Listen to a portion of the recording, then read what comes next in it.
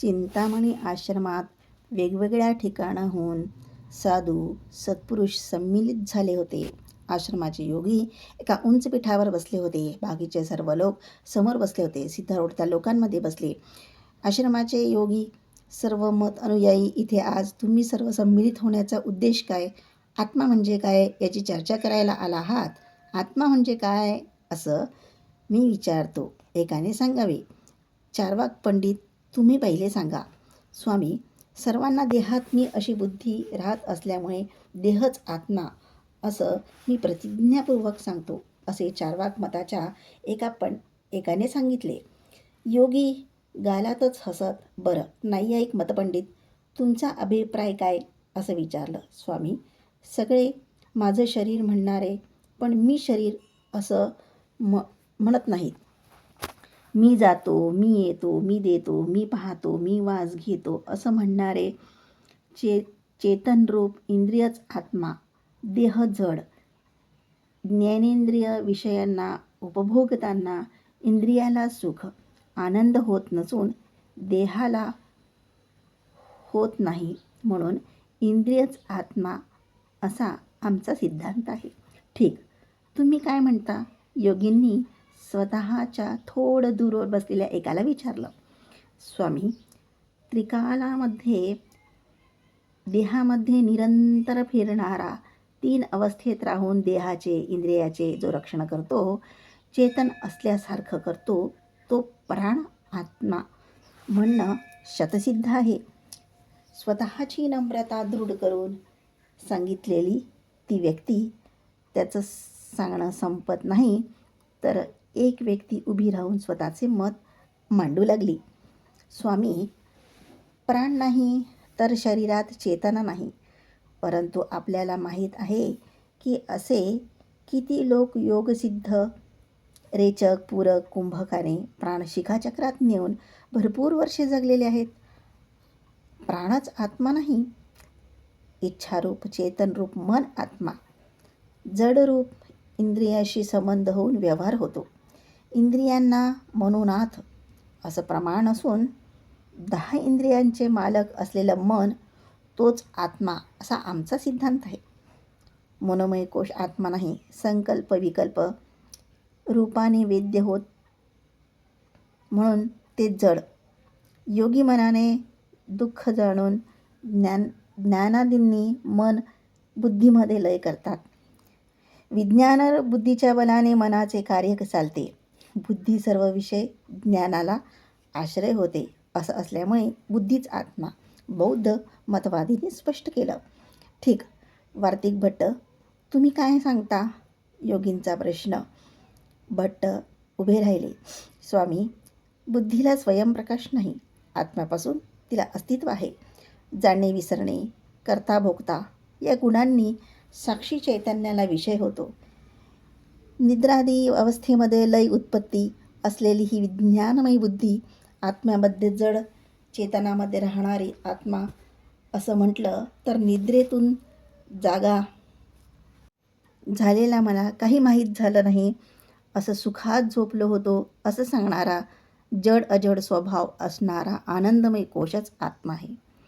काही माहीत होत नाही हे जड समजून सांगणे तेच चैतन्य, हेच आत्मा असा स्वतःचा गंभीर विचार ठेवला. शून्यवादी, तुमचा सिद्धांत काय? स्वामी, आकाशासारखं निरवय आत्म्याला प्रकाश, अंधकारासारखं जड चैतन्य सांगणे शुद्ध खोटे असं सांगितलं तर आत्म्याला उत्पत्ती नाश सांगण्यासारखं होतं. लय आणि उदयाला पावणारा उत्पत्तीपूर्वी आणि नाशानंतर राहत नाही. जे आधी अंतामध्ये राहत नाही ते मध्यात कसे राहते? या कारणाने शून्यच आत्मा, म्हणून अन्य दिसणारं अनात्मा. ठीक, प्रभाकर मतपंडित, तुमचा मत काय? स्वामी, शून्य आत्मा नाही. शून्य समजून सांगितलं की न समजता सांगितलं? समजून सांगितलं. तर कोणत्या ज्ञानाने हे सांगितलं? ते ज्ञानच आत्म्यापासून झालं. शून्य समजून माहीत होते. आत्मा आणि मनाचा संयोग होऊन ज्ञानाचा जन्म होतो. हे ज्ञानगुणाने आत्मा चेतनरूप होऊन बुद्धी, सुख, दुःख, राग, द्वेष प्रयत्न, धर्म, अधर्म भावनेने अशा 9 गुणांनी दिसतो.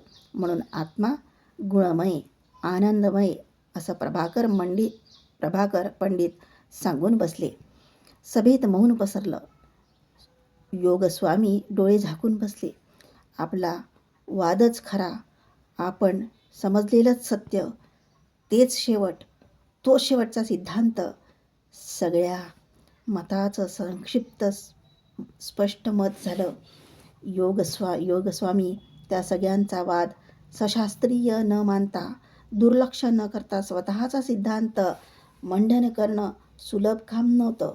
म्हणून त्या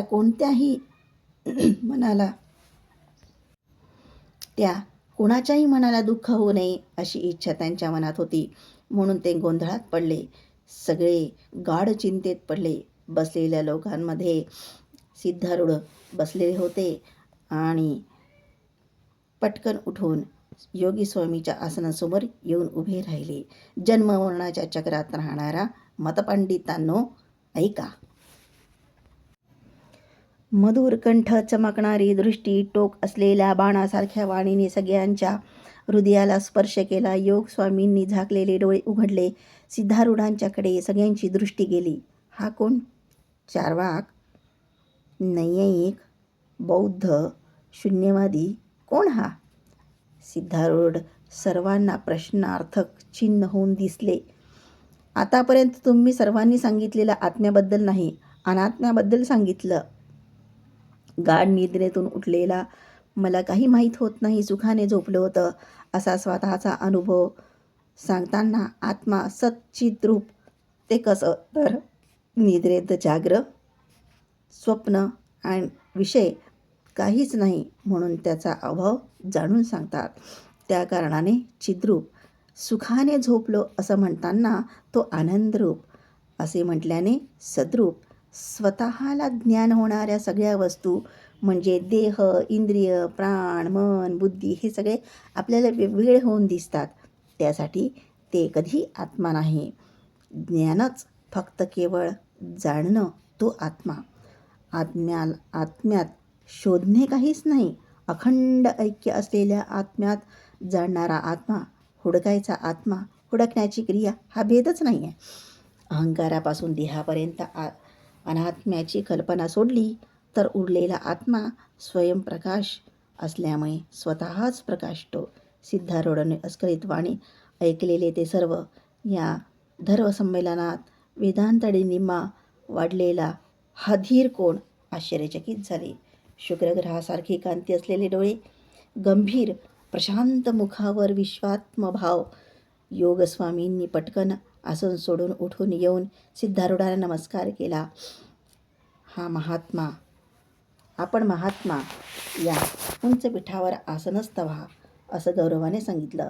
सिद्धारूढांच्या चरणाला सगळ्यांनी नमस्कार केला.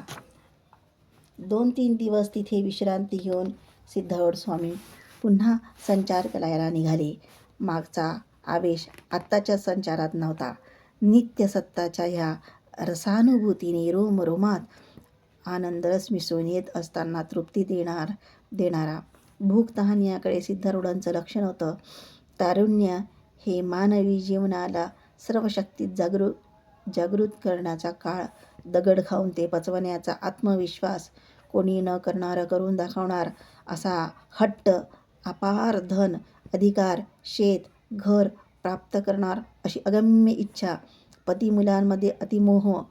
लौकिक स्वार्थाला तर हिशोबच नाही. तो उत्साह. त्या शक्तीसमोर सगळं तृणसमान. कितीही अडचण, संकट, कष्ट आले तरी साध्य करूनच दाखवीन असा हट्ट.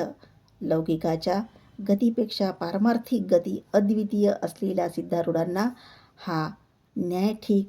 तरुण असलेल्या सिद्धारूढाला आता कोणतेही काम असाध्य नाही. जन्ममरणाच्या चक्रात सापडलेल्यांचे कष्ट पाहून त्या जीवांना त्या कष्टातून, बंधनातून मुक्त करण्याची तीव्र इच्छा. अज्ञानाच्या दारिद्र्यात सापडून अन्न पाणी नसताना कष्ट सहन करणाऱ्यांना आनंदाच्या आस्वादांनी नित्य तृप्त करण्याची आशा.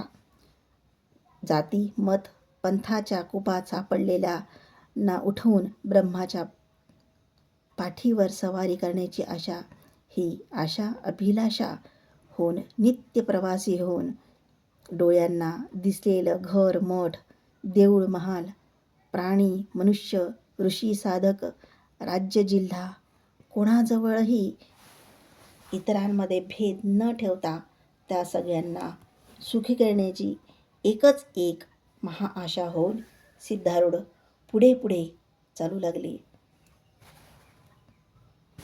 तिरुपतीला आले. व्यंकटेश्वराचं दर्शन घेतलं. सिद्धार्थ सिद्धी झाल्यानंतर